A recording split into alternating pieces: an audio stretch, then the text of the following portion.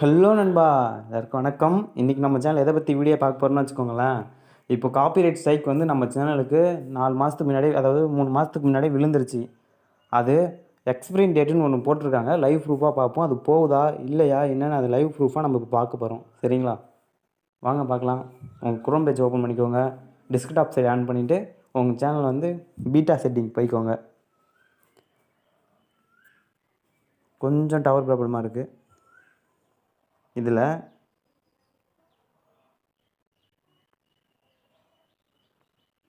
நமக்கு பார்த்திங்கன்னா வச்சுக்கோங்களேன், காப்பிரைட் ஸ்ட்ரைக் விழுந்துருச்சு. காப்பிரைட் கிளைம் இல்லை, 3 ஸ்ட்ரைக் மொத்தத்துக்கு.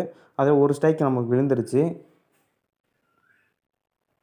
இதுங்க ஜூம் பண்ணி குறைச்சிக்கிறேன். இதில் பார்த்திங்கன்னா வச்சுக்கோங்களேன், Karnan movie Dhanush entry thread mass அப்படின்னு சொல்லி ஒரு வீடியோ போட்டேன்.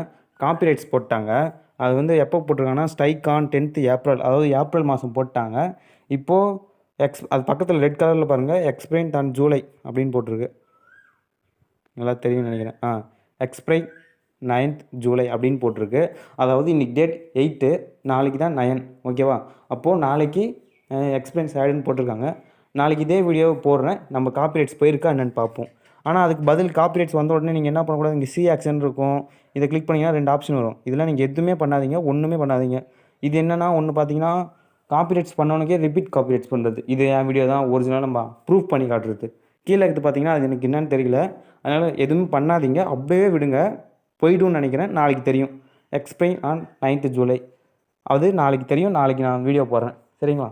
தேங்க்யூ. ஈவினிங் வீடியோ இருக்குது, மறக்காமல் பாருங்கள்.